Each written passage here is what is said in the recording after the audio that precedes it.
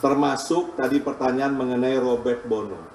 Ini pun karena suara masyarakat ya dan beberapa indikasi yang ada di kita sehingga dipanggil. Jampitsus Kejagung Febri Ardiansyah angkat bicara terkait tindak lanjut pemeriksaan terhadap Robert Bono Susatya alias RBS, pengusaha yang diduga bos besar kasus dugaan korupsi di PT Timah.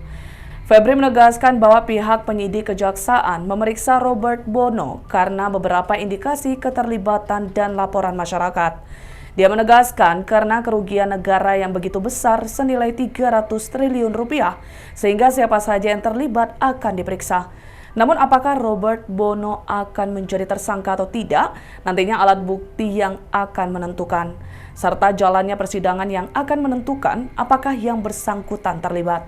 Robert Bono diketahui mencuat pertama kali muncul pada Januari 2015 ketika Kepala BIN sekarang Jenderal Purnawirawan Budi Gunawan tengah melakukan uji kelayakan atau fit and proper test calon Kapolri. Ikuti terus berita menarik lainnya. Jangan lupa like dan share seluruh akun Tribun Medan. Oke. Ada lagi? Ada lagi, silakan Pak. Tentang perkara ya?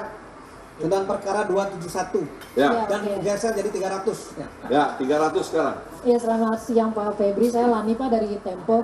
Soal perkara ini Pak, beberapa waktu yang lalu kan tim Bapak sudah memeriksa Pak Robert Bono ya Pak. Dia kan diduga terlibat karena dulunya dia adalah pemilik PT RBT walaupun dia membantai kepada kami begitu. Ya. Nah, apa hasil pemeriksaan terhadap dia dan bagaimana keterlibatan dia Pak? Dan melanjutkan pertanyaan Mbaknya ini Pak, kemarinnya Kapolri dan Jaksa Agung sudah bertemu gitu Pak. Apa pesan dari Pak JS sendiri untuk Bapak, dan ketika kejadian itu kan kabarnya ada satu atau dua anggota Densus yang kemudian ditangkap, lalu Bapak menelpon kabar reskrim, tapi yang meminta Densus itu dibebaskan, tapi kemudian tidak dibebaskan. Itu seperti apa ceritanya Pak? Terima kasih.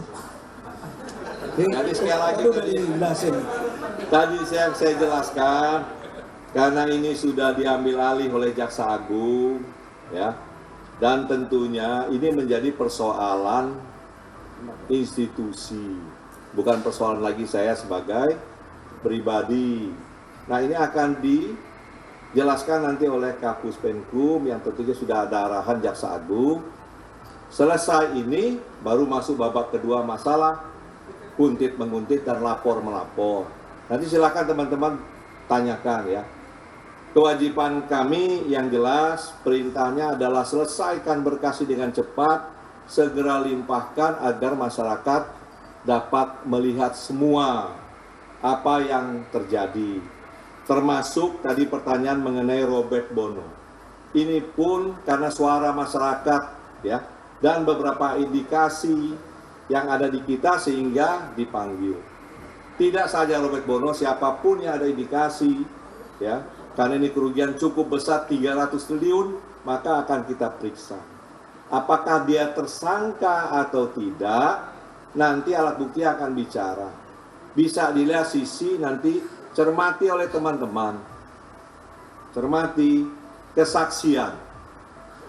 Ya, yang tampil di pengadilan, lihat ada tidak nanti alat bukti untuk arah ke seseorang yang belum ditetapkan. Lihat dari nanti jaksa membuka aliran dana, siapa yang menikmati.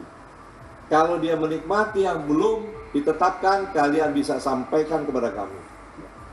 Kita akan terbuka, dan ini memang harus kita lakukan sebagaimana keinginan kita semua, bahwa yang menjadi poin-poin penting pendapatan negara khusus yang besar akan kita lakukan penelitian semua. Mudah-mudahan segera dapat perbaikan tata kelola ya, baik dari sumber daya alam, sawit dan semuanya, sehingga kita masyarakat bisa langsung melihat berapa produksi, siapa yang produksi, hak negara dibayar atau tidak, semua bisa dikontrol. Tujuan kejaksaan hanya itu. Jadi selesai Timah ini kita juga sudah melakukan rapat nih. Rapat mendorong agar tata kelola ini diperbaiki agar ada manfaat bagi masyarakat setempat, kearifan lokal. Hak negara harus dipenuhi. dan kita bisa menjaga ekosistem dengan baik ke depan. Cukup ya? Lagi satu pertanyaan, sebelah sana. Dari sini kan sudah tadi. Biar agak dingin, panaskan di sana dulu. Satu pertanyaan aja kita tutup. Izin Pak, kemarin terkait dengan diperiksanya asisten pribadi dari Sandra, istri dari tersangka HM, seperti apa proses pemeriksaannya. Kemudian yang kedua juga terkait dugaan keuntungan yang diraup dari tersangka HM seperti apa, dan yang ketiga terkait dengan apakah istri dari tersangka HM ini akan ada kemungkinan untuk dipanggil kembali. Terima kasih. Jadi nanti untuk khusus HM ini kan yang kita dakwakan nanti peran dia. Setelah peran, kemudian apa yang dia peroleh. Download Tribun X sekarang, menghadirkan lokal menjadi Indonesia.